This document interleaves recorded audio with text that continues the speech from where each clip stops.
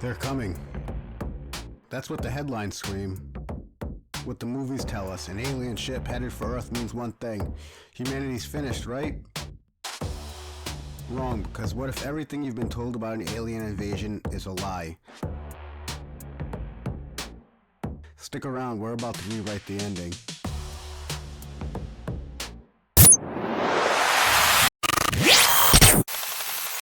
Are you seeking truth in the cosmos? Yeah, we high end. Might take on the universe, that's another game. Aliens in you. Let's say an alien ship is headed for Earth. Media and doomsday fans go nuts.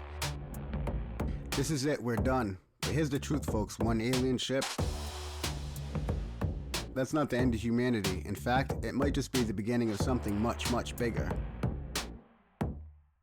Because while everyone else panics, humanity does something else. We adapt. We survive. We fight back. We always have. People assume any alien race advanced enough to get here must be gods.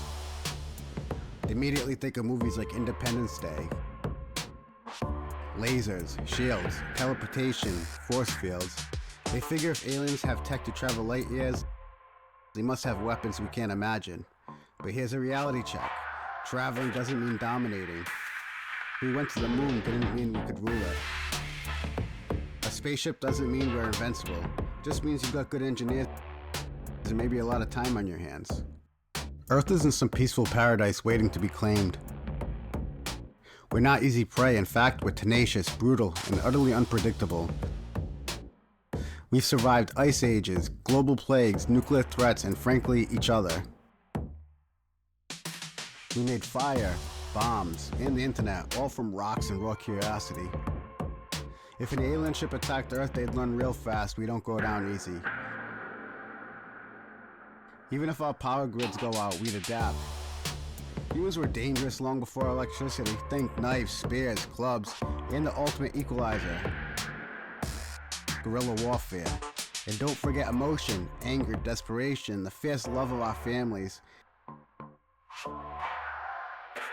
That's fuel for the kind of resistance no eye can truly predict or calculate. Think about it. 100 elite warriors in a forest with 10 million bees. Who wins?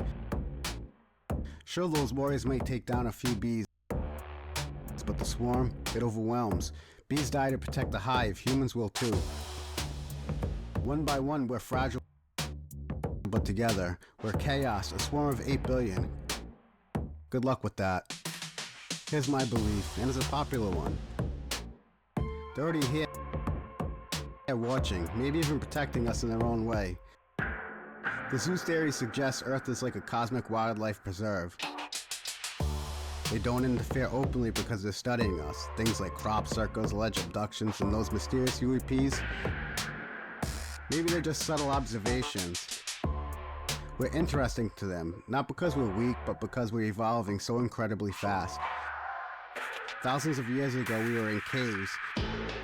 Now we're launching probes into deep space, building advanced AIs and splitting atoms. To them, we might be the next big thing.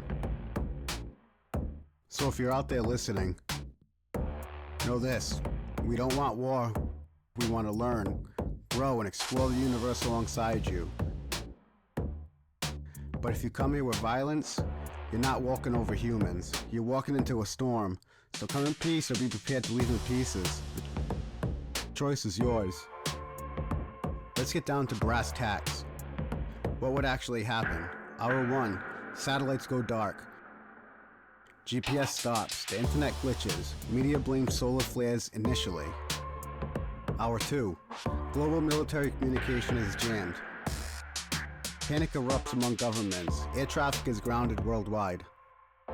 The first strike hits. It's not cities, not indiscriminately. Strategic targets, military bases, radar stations, nuclear silos. The goal? To cripple our eyes and our fists, not yet our hearts. Hour 4 to 12, power grids are sabotaged. Drones are released into major cities, causing widespread civilian chaos. Social media transforms into a battlefield of misinformation and raw fear. Day 1, the world demands answers. governments either collapse entirely or declare martial law. And across the globe, resistant movements begin forming within hours.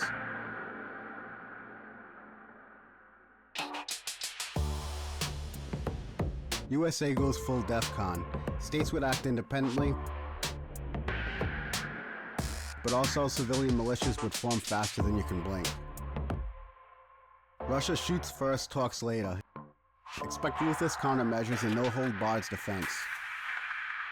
China likely closes borders immediately, unleashes advanced cyber warfare tactics, and engages in covert diplomacy to gain any advantage.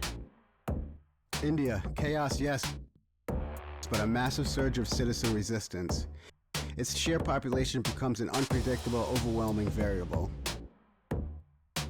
UK allies tightly with the US and becomes an early critical target due to its strategic importance. Brazil, South Africa, Egypt, regional leaders form quick coalitions. Guerrilla warfare tactics begin almost immediately in their diverse terrains. Middle East, politically divided, yes.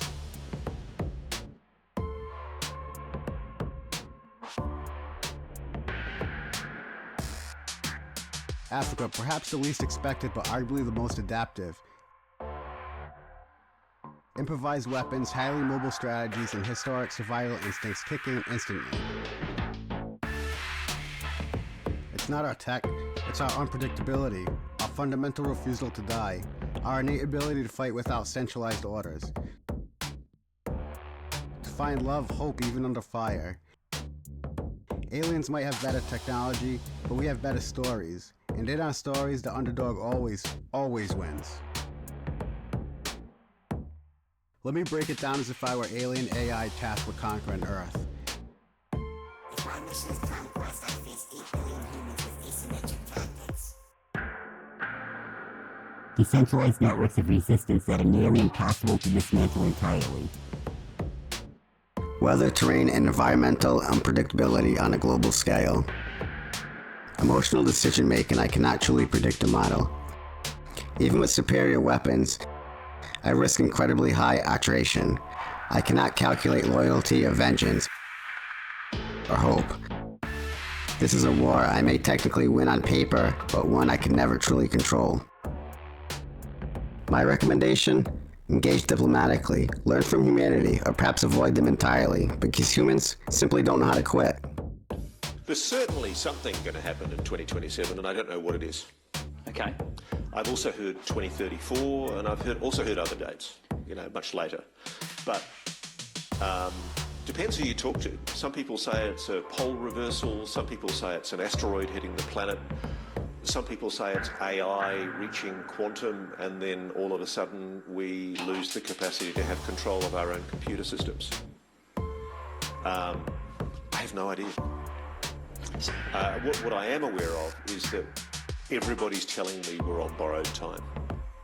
And I cannot begin to emphasize how serious a look I get when I say to people who are confiding in me, what's the timescale on this?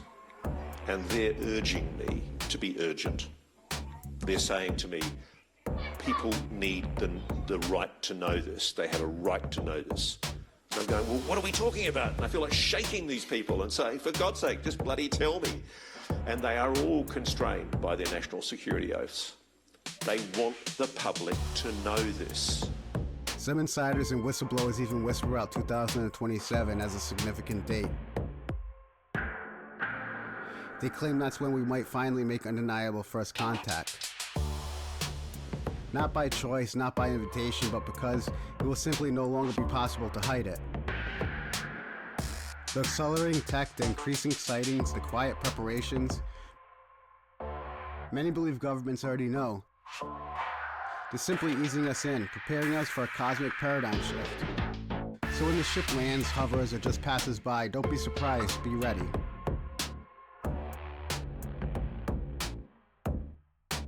One alien ship won't end humanity. It might challenge us, it might change us forever, but it won't erase us, because we're not just animals, we're the most dangerous animal in the galaxy. And Earth bites back. Thanks for watching the latest episode of Mike's Take on the Universe. If you enjoyed this episode, like, subscribe, and share it with one of your cosmic homies. Catch you next time. The universe, that's another game. Aliens and UAPs, man.